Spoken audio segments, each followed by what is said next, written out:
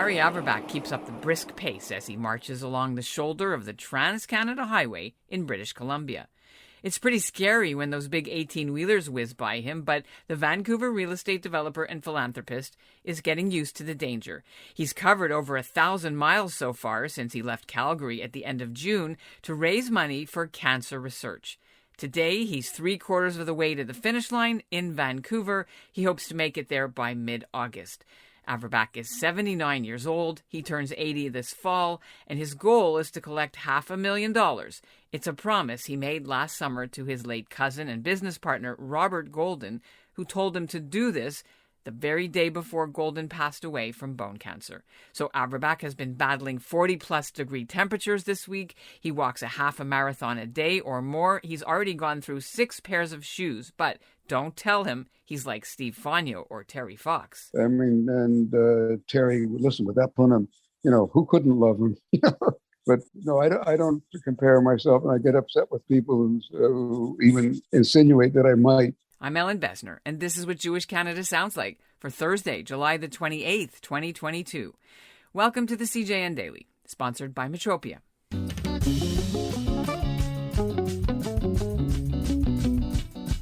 Gary Averbach is head of Belmont Properties in Vancouver, and he's been a prominent volunteer with the Jewish community for many years. He always wanted to tick a walk like this off his bucket list, but after his cousin's death, he went on to lose 2 other cousins and also his housekeeper to cancer this spring, so he decided to turn his personal challenge walk across the Rocky Mountains into a memorial fundraiser. Coming up, Gary Averbach will be here to tell us a bit about life on the road. But first, here's what's making news elsewhere in Canada right now. I'm Amir Dembner in Whitehorse, and this is what Jewish Canada sounds like. A Vancouver graphic artist and comic book author, Miriam Libicki, has just won a prestigious award at the San Diego Comic-Con. She received the Ink Pot Award at this important conference for her body of work in long-form graphic essays. Libicki's an Israeli-American dual citizen, but she lives in BC. She teaches at Emily Carr University. She's been a writer-in-residence at the Vancouver Public Library, and she's worked with Holocaust survivors to turn their stories into comic books. In 2017, she won a Vine Award in Canadian Jewish literature. Her novel Jobnik is based on her time serving in the Israeli army. You can find more about her in the link in our show notes. So we found Gary Averbach in his motel alongside the Trans-Canada Highway at Boston Bar, BC. It's south of Lytton, and he just completed another daily walk. Okay, so let's do this, and then maybe, I don't want to take up your whole rest time. I know that you probably need to have your schluck, so... Just a shower is what I really need. Okay. I'm full of dust on the road. And you have a good suntan, that's for sure. You literally just got off the road, right, from today's walk. How many kilometers did you manage to get in before it was too hot? Only about 24, which is like, I try to do at least 25, and I've been averaging 27. But when the temperature just rose and rose, and then I knew I had to be back here, that was my excuse, but it really was way too hot today to continue walking. You know, when you started to train, I imagine you had certain ideas of what would be the challenge. Would it be the geography? Would it be the boredom? Or would it be the weather? You know, now that you're sitting in your quiet, hotel room today, what are the top challenges do you think it has been to do this feat for the summer of those 3? Before we hit the desert, I would have said the challenges were the mountain hills and the cold. It was cold, single digit cold in Banff and to the mountains, and I hated it because quite often it would rain but it was what it was, and but it's gorgeous country. But I was really looking forward to the warmth. Now I sort of figure somewhere in between would have been nice. The heat is. I trained in Palm Springs for 15 days, and temperature is very like this, but I don't know why it's different. It is different. It's much more draining here. How have you rearranged your walking schedule then in order to accommodate this new challenge? I know maybe the hours. Can you describe? We got up at 4:00 this morning you got to start early because afternoon it really gets hot. I mean, there's no shadows at all. So you're walking in directly under the sun, and that makes it tough. You have much beautiful pictures, but what has been the most thing that's touched you the most so far as you've seen this part of the country from the ground and not from a car? The patriotism, it almost chokes me up, because I really, I didn't expect to see ranches with multitude Canadian flags. No, we're not talking on Canada Day. This is like just a week ago. And even Alberta, you hear about alienation. Well, we do more with our BC. I didn't see the Alberta flag, but I saw Canadian flags everywhere. And of course, we were in Banff on Canada Day, and that really did surprise me. You sort of get the feeling that maybe it's media hype about this Western alienation. There's a good reason for it. There's no doubt about it. I sympathize with a lot of the Western alienation, but there's no you don't see the feeling that people are unhappy about Canada. They're just maybe unhappy about the people running it. That's, I think, more. So that was the main surprise. I have to think again about other surprises, but largely that I've never been I won't say I'm a right winger. I've never been a tree hugger or a active environmentalist, but I can see a lot of reason to be concerned. There certainly was effects of climate change. We had a horrible spring this year, and then last winter, and then the flooding. We're not doing enough, but I get the feeling that maybe if people protested less and looked for solutions more, it's one thing to protest the pipelines, but you're not going to. Why don't you look for a solution to fossil fuels? Rather than protesting fossil fuels, if the energy spent on protesting it was spent more on looking for solutions. It's just like I'm walking for cancer.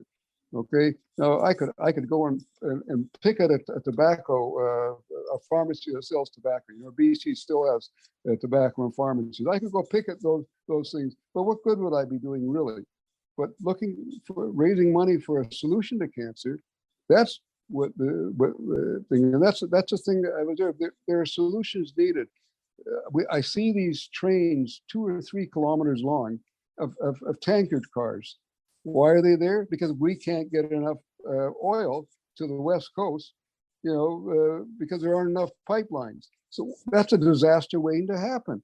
I mean, if one of those trains, just like what happened in Quebec with about 15 years ago, that could happen so easily. Just because people have delayed the pipeline that could now be delivering oil, not just to us, but to earn money to pay for some of the things that we need, like better health care. A lot of people probably, and you probably too, watch Terry Fox walk through Canada, Steve Fagno, and I'm sure they were the cancer patients, not you. So there's no comparison. Right? I don't even compare myself. I've got 2 legs. I'm in good health. I'm only walking 1/5 of what they did, and they were true heroes. Even Steve Fagno had some character flaws. What I'm doing is something that, first of all, was just a bucket list thing. I decided 5 years ago, because I walk a lot. And I walk for recreation around Stanley Park, and it suddenly struck me, if I did this every day, I could get to Calgary in 2 months. And so I said, that's going to be my goal before I'm 80. And I talked to my friends; they all thought I was an idiot, and that I wasn't serious. But I never thought of doing it for charity. I thought of doing it just because I could. And I don't know if you've heard the story. My cousin partner, he was going to take the needle the next day, and so I came to kiss him goodbye. And he, in front of his whole family, he grabbed my hand and said, "I want you to do the walk for my cancer." And that the rest is history. That's how it became Bob's Walk. Are you having fun still? It's a big slog now. You're almost on the way home now. There's a little bit left. Is it still fun? Not as much as it was, not these last couple of days with the heat. But otherwise, yeah, it has been fun. I have had a chance to do a lot of thinking, about my life and what my priorities should be, and it's been good. It's been good because, like I said, when I'm walking, I don't walk with company. I have a lot of time to think, and 80 is only a number, but on the other hand, it's an important number. And it's time that I decide what I want to do with the rest of my, dozen or so years.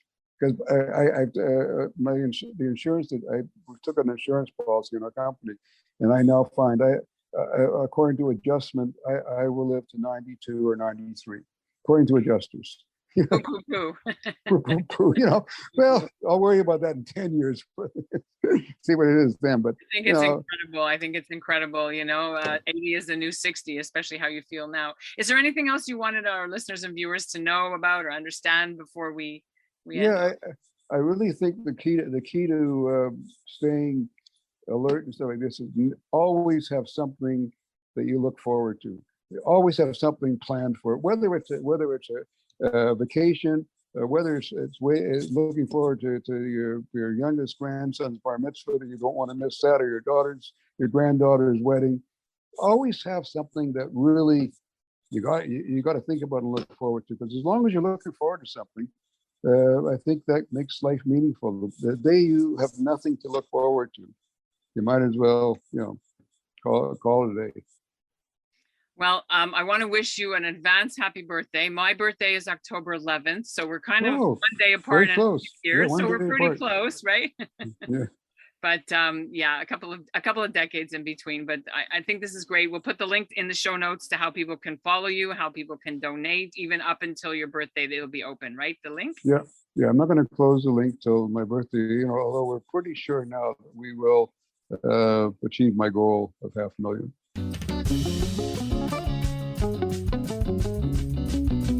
That's what Jewish Canada sounds like for this episode of the CJN Daily, sponsored by Metropia.